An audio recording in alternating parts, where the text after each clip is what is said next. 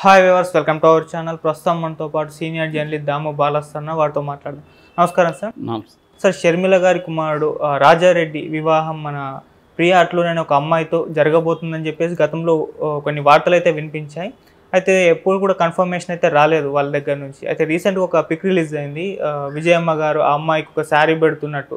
So ఆ వార్తలకి pick అనేది కొద్దిగా బలం చేకూర్చాయి. మరి ఏంటి వీళ్ళ వివాహం కన్ఫర్మ్ అయినా సార్ జరగచ్చు అంటారా, మీ ఒపీనియన్? మనం మామూలుగా గతంలో కూడా చెప్పుకున్నాము. షర్మిల, వైఎస్ షర్మిల ఆమె యాక్చువల్గా ఫస్ట్ వాళ్ళ మామయ్యతో పెళ్ళయింది. ఆమె ఫస్ట్ పెళ్ళి. ఓకే. దాని తర్వాత ఆమెకి ఇష్టం లేదు ముందుగా కూడా, కానీ వైఎస్ రాజశేఖర రెడ్డి బలవంతంగా ఆమెకి ఒప్పించి పెళ్లి చేశారు. అదంతా కూడా విజయమ్మ పుస్తకంలో కూడా రాసింది ఎలా జరిగింది అదంతా కూడా. సో ఆ క్రమంలో వాళ్ళిద్దరూ ఇంకా కాపురం చేయకపోతే విడాకులు ఇచ్చేశాడు ఆయన. అప్పుడు చాలా బాధపడ్డాడు తన నిర్ణయంతో. దాంతో ఇంకా ఆమెకే వదిలేశాడు. ఆ తర్వాత ఆమె కొద్ది రోజులు ఇక్కడ ఉంటే మనసు సరిగా లేదని అమెరికా పంపించాడు చదువుకోవడానికి. అక్కడ ఆమెకి ఈ బ్రదర్ అనిల్ కుమార్ పరిచయం అయ్యాడు.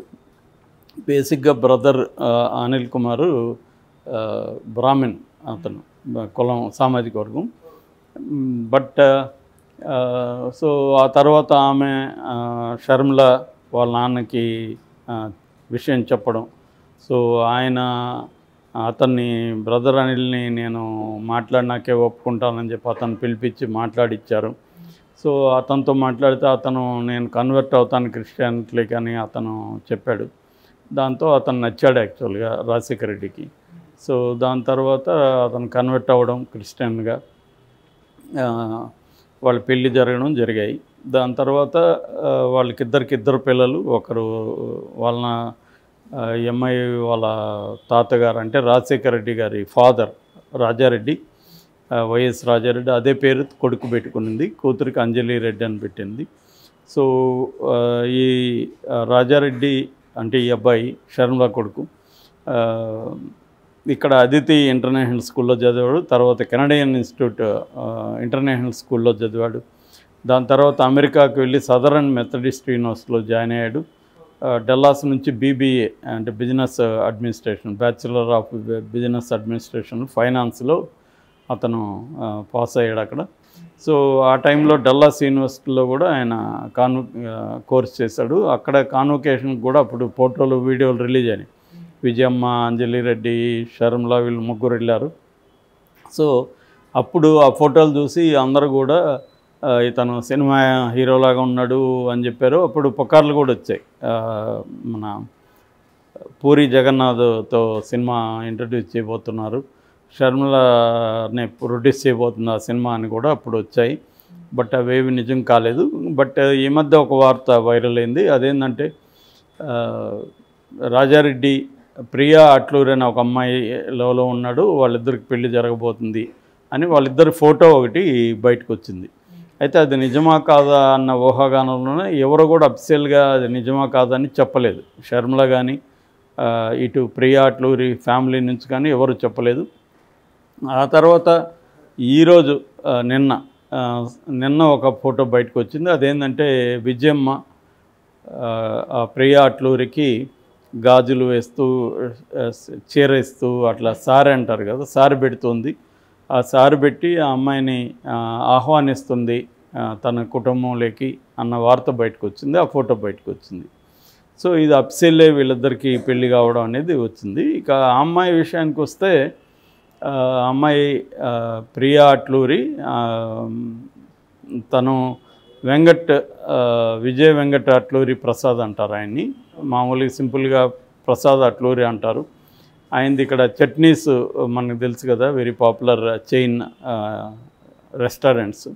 దాని అట్లూరి ఫుడ్స్ ప్రైవేట్ లిమిటెడ్ కింద అది ఉంటుందన్నమాట. ఈ అట్లూరి ఫుడ్స్ కూడా ఆయనదే. 1998లో అది ప్రారంభమైంది.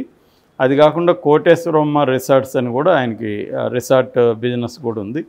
సో వాళ్ళ మనవరాలు ఈ అమ్మాయి అని చెప్తున్నారు. ఈ అమ్మాయి యాక్చువల్గా అమెరికన్ సిటిజన్, ఇండియన్ సిటిజన్ కాదు. వీళ్ళిద్దరూ 4 ఏళ్ళుగా అమెరికాలో ప్రేమించుకుంటున్నారు. ఆ అమ్మాయి కూడా చర్చికి వెళ్తుంది. సో చర్చిలోనే వీళ్ళిద్దరికీ పరిచయం అయిందని చెప్తున్నారు. సో ఇది ఎందుకు ఇప్పుడు ఇంట్రెస్టింగ్గా మారిందంటే ఈ ప్రియా అట్లూరి అనేది కమ్మ సామాజిక వర్గం, వీళ్ళేమో ఈమెమో ఇతను రాజారెడ్డి అంటే రెడ్డి అనే పేరులోనే ఉంది, రెడ్డి సామాజిక వర్గం. కాకపోతే ఇక్కడ లాస్ట్ టైం కూడా మనం మాట్లాడుకున్నాం, ఇతను రెడ్డి ఎలా అవుతాడు యాక్చువల్గా. మామూలుగా అయితే ఇండియాలో పితృస్వామిక సమాజం కాబట్టి తండ్రి కులమే కొడుక్కి వస్తూ ఉంటుంది, తండ్రి ఇంటి పేరు తండ్రి కులం. కాకపోతే చాలామంది వాళ్ళ మారిన కాంటెక్స్ట్లో తల్లి కులం కూడా పెట్టుకుంటారు. రెండోది ఇంటర్ కాస్ట్ మ్యారేజ్లకు సంబంధించి నిజానికి ఒక బ్రాహ్మణ్ ఒక రెడ్డి, ఇతను ఈ బ్రదర్ అనిల్ కుమార్ బ్రాహ్మణు, ఆమె రెడ్డి, వీళ్ళిద్దరి పెళ్ళికి పుట్టిన అబ్బాయి నిజానికి ఇద్దరి కులానికి సంబంధం లేదు. అబ్బాయికి నిజానికి కులం లేదని చెప్పచ్చు, కులం లేదని పెట్టుకోవడం కరెక్ట్ యాక్చువల్గా. కానీ ఇండియాలో కులం అనేది ఎలా పనిచేస్తుందంటే ఇంటర్ కాస్ట్ మ్యారేజ్ అయినా కూడా కులం పోదు, ఏదో ఏది కన్వీనియంట్ ఉంటే దాన్ని పెట్టుకుంటున్నారు. ఏది ఒకవేళ రిజర్వేషన్ ఏమైనా ఉండి ఒకరు దళిత్ అయ్యి ఒకరు అప్పర్ కాస్ట్ అయితే మన పిల్లలకి రిజర్వేషన్ వస్తే మంచిది కదా అని ఆ రిజర్వేషన్ ఉండే దళిత కులం వాళ్ళు పెట్టుకుంటున్నారు. అట్లా లేదు, రాజకీయంగా మనకి ఫలాని కులం ఉంటే ఉపయోగపడుతుంది అనుకుంటే అలా పెట్టుకున్నారు. ఇక్కడ ఈ కాంటెక్స్లో చూసుకుంటే రెడ్డి డామినేషన్ ఉంది కాబట్టి రెడ్డి కులం పెట్టుకుంటే మనోడికి బాగుంటుందని రెడ్డి పెట్టారు. నిజానికి శర్మ అని కూడా పెట్టచ్చు, అతని పేరు రాజా శర్మ అని కూడా పెట్టచ్చు, ఎందుకంటే బ్రాహ్మణ కులం వాళ్ళ నాన్నది కాబట్టి. కానీ రాజారెడ్డిని ఎందుకు పెట్టారు? ఈ అమ్మాయి కూడా వైఎస్ అనే పేరే పెట్టుకుని ఉంది ఇప్పటికి కూడా, షర్మిలారెడ్డి.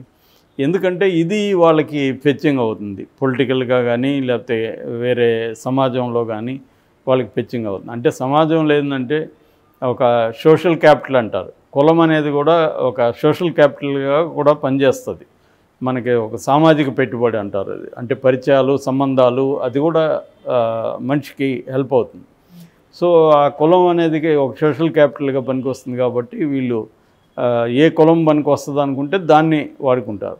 ఒక్కోసారి ఏంటంటే రెండు కులాలని వాడుకున్న సందర్భం కూడా ఉంది. ఇప్పుడు అక్కడ తాడికొండలో శ్రీదేవి కంటెస్ట్ చేసినప్పుడు ఆమె దళితు, వాళ్ళ హస్బెండ్ కాపు. సో ఇద్దరి సామాజిక వర్గ ఓట్లు పడతాయని చెప్పి జగన్ కూడా వాళ్ళిద్దరికి ఇచ్చారు. వాళ్ళు కూడా అదే ప్రపోజ్ చేశారు, మేమిద్దరం రెండు కులాలు కాబట్టి ఇక్కడ కాపు బాగానే ఉన్నారు, దళిత సామాజిక వర్గం కూడా బాగానే ఉంది కాబట్టి ఈ రెండు కులాల ఓట్లు మాకు పడతాయి అనేది కన్విన్స్ చేయగలిగారు. జగన్ కూడా ఆ రకంగా ఒప్పుకున్నాడు. అంటే కులం అనేది వాళ్ళు ఏంటంటే దానికి చారిత్రకంగా ఉండే పునాది పని విభజన అనేది పోయి దాని తర్వాత అది రాను ఏంటంటే పొలిటికల్గా సోషల్గా ఈ కులాన్ని ఉపయోగించుకోవడం అనేది సమాజంలో పెరిగింది. దీన్ని రజనీష్ కోతారి లాంటి వాళ్ళు అనలైజ్ కూడా చేసి లాంగ్ ప్యాకేజ్ చెప్పారు. కులానికి సామాజిక పునాది, పాత సామాజిక పునాది పోయి కొత్త సామాజిక పునాది వచ్చింది, అది పొలిటికల్గా కులాన్ని ఆర్గనైజ్ చేయడం అనేది సమాజంలో పెరిగింది అని. ఆ రకంగా ఇప్పుడు ఇది మూడో కులం ఎంటర్ అయినట్టుగా చెప్పుకోవచ్చు వీళ్ళ దీంట్లోకి, కమ్మ. మళ్ళీ ఈ మూడు కులాలు కూడా అగ్ర కులాలే, కమ్మ, బ్రాహ్మణ్, రెడ్డి, మూడు కూడా అగ్ర కులాల సంబంధంగా మనం దీన్ని ప్రొజెక్ట్ చేయొచ్చు. ఎందుకంటే నేను చాలాసార్లు చెప్పాను, అప్పర్ కాస్ట్లో జరిగే ఇంటర్ కాస్ట్ మ్యారేజ్లు అన్నీ కూడా ప్రధానంగా అప్పర్ కాస్ట్లోనే జరుగుతుంటాయి ఎక్కువ భాగం. రేర్గానే కొంత బీసీలలో కలిసే అవకాశం ఉంటుంది, ఎప్పుడో రేర్గా, మహా అంటే కాపు కలుస్తారు. కానీ Dalit and upper caste inter caste మ్యారేజ్లు అనేవి చాలా తక్కువ ఉంటాయి. అవి జరిగినప్పుడు కూడా వైలెంట్ రియాక్షన్స్ మనం సమాజంలో చూస్తుంటాం. అంటే దాని ఏమంటారు, పరువు హత్యలు జరగడం కావచ్చు, అటాక్స్ కావచ్చు, వాళ్ళ మీద కేసులు పెట్టడం కావచ్చు, కిడ్నాప్ కేసులు, ఇవన్నీ ఎప్పుడు జరుగుతుంటాయంటే అప్పర్ కాస్ట్ మధ్య ఇంటర్ కాస్ట్ మ్యారేజ్లు జరిగినప్పుడు జరగవు. అప్పర్ కాస్ట్ లోవర్ కాస్ట్ మధ్య జరిగినప్పుడే ఎక్కువ ఇవన్నీ జరుగుతుంటాయి. సో మళ్ళీ ఇదొక నేను అనేకసార్లు చెప్పినట్టుగానే దీన్ని పవర్ మ్యారేజ్ అని కూడా పిలుస్తారు. పవర్ మ్యారేజ్ అంటే వీళ్ళందరూ కూడా పవర్ఫుల్ సెక్షన్సే, in terms of economic wealth or in terms of social status. ఈ రెండు రకాలుగా కూడా వీళ్ళు ఇది పవర్ మ్యారేజ్గా మనం చెప్పుకోవచ్చు. అంటే ఒక రెడ్డి, ఒక బ్రాహ్మిన్ తల్లిదండ్రులు పుట్టిన అబ్బాయి ఒక కమ్మ అమ్మాయిని చేసుకోవడం అనే ఒక కాంటెక్స్టు ఇది. రెండవ కాంటెక్స్ట్ ఏంటంటే కమ్మాస్కి రెడ్డిస్కి మధ్య అక్కడ పొలిటికల్గా గొడవలు జరుగుతున్నాయి కాబట్టి ఇప్పుడు వీళ్ళిద్దరు కలవడాన్ని ఎలా చూడాలి అనేది ఒక చర్చ. నిజానికి కమ్మారెడ్డిలు అందరూ కూడా గొడవలు పడి కొట్టుకోరు. అదేంటంటే పొలిటికల్గా అక్కడ చంద్రబాబు కమ్మ రిప్రజెంటేటివ్, జగన్ రెడ్డి రిప్రజెంటేటివ్ కాబట్టి వాళ్ళ మధ్య గొడవలు ఉన్నాయి తప్ప అవి పొలిటికల్ ఇదే తప్ప కుల యుద్ధాలు కావు, కాస్ట్ వార్స్ కాదు. దాన్ని వీళ్ళ కోసం కాస్ట్ వార్స్గా దాన్ని పరిగణిస్తూ ఉంటారు. సో ఆ రకంగా ఇది ఇంపార్టెంట్ ఈ రెండు ఆస్పెక్ట్లలో.